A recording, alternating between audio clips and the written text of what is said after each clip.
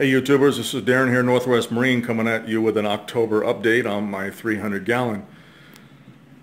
In my last video, I told you guys that I was thinking about tearing down my 180 and just making this flourish, this 300 here.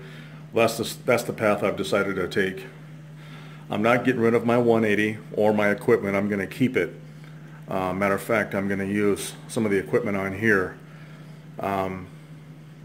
Basically, I'm going to be running the two MP40s on here, as well as the RW20s. So I'm going to have flow from all different parts of the tank. So once I get all those power heads set up, I'll do a short vid to show you guys. I plan on just running LPS in here as well as softies, since I'm new in the hobby when it comes to corals. So basically what I've done is last night I tore down my 180, and I'm going to be keeping it like I said and setting it up at a later date, probably another year and a half. Don't want to have to sell the tank and the equipment, because if I buy it again, it's going to cost me more just in price alone.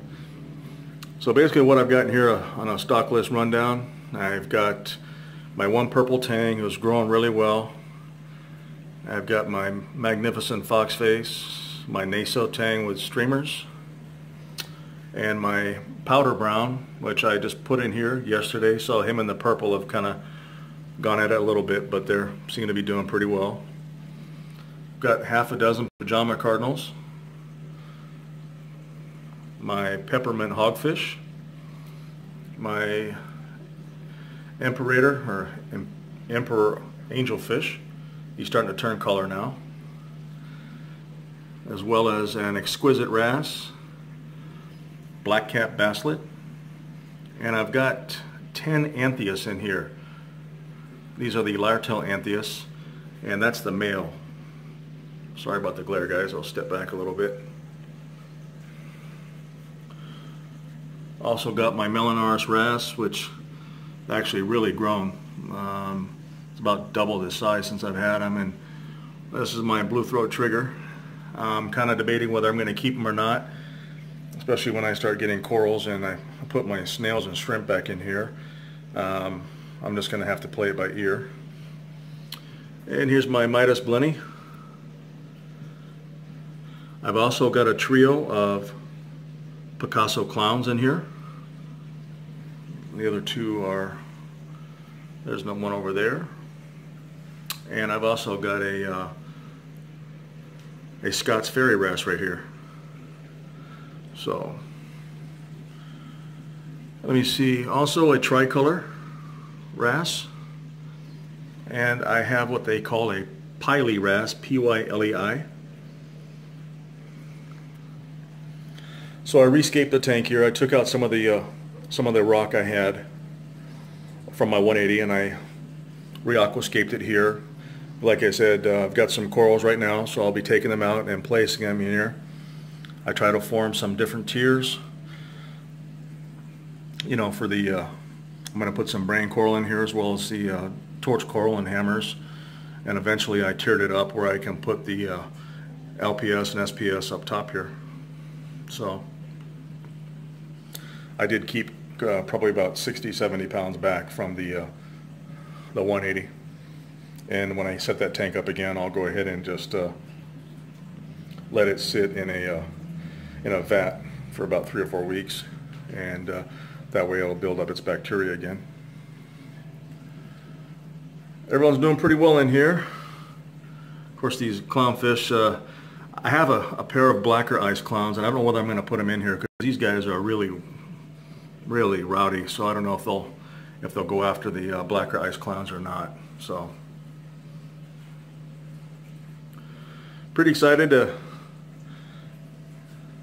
get this started, get the corals in here, and I'll probably be putting them in here the next week or so. One of the reasons why I also decided to tear the 180 down is because we don't know if we're going to be moving or not. So right now we're kind of on a holding pattern. So I'm just going to continue status quo and keep up with the hobby. But this way it'll give me more of an opportunity to spend on this tank and get it flourishing really well. Also going to be adding a few more components on here as far as an apex, which I already have. taking a side view. You guys give me your ideas on what you think as far as the aquascaping in here. I try to accommodate a lot of the coral placement, as well as some overhangs for the fish. I put some shelf rock in here. Also, you know, form some caves so they can go in and out. But a lot of mainly for the corals. You know, if I would have had my druthers, I would have gone with the dry rocks to start with. But you know, getting in the hobby new, you don't know. It's kind of a learning curve. That way, I would have kept a lot of stuff out of this tank, or any possible critters I would have introduced. But I've had this rock in here for about the last year. So far so good. The only thing I am going to be getting new is some lights, because I've got these Marine Pro orbits on here. They're made by Current.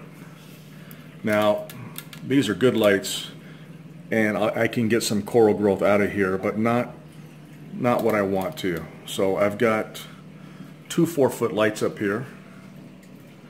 Got them staggered right here like this. I'm also going to be selling them. They do come with a controller right here for both of them. And this is what it looks like right here. So if any of you guys are interested, hit me up.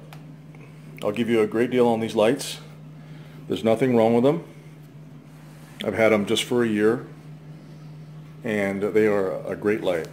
Just not what I need for growing coral. So for fish only, or for maybe some softies, I think they'd work well. But other than that, I'm just going to have to invest in some other lights.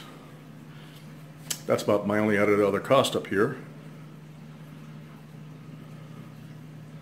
So I've got a total of about 32 fish in here right now, and I plan on going the small route with some fish, maybe some more basslets, some assessors if I can get hold of some, and maybe a couple more tangs.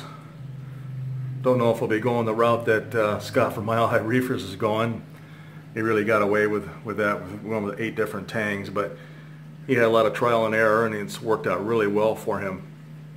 So I'll probably be picking up a couple more tangs, but mostly going with some more wrasses and some basslets if I can.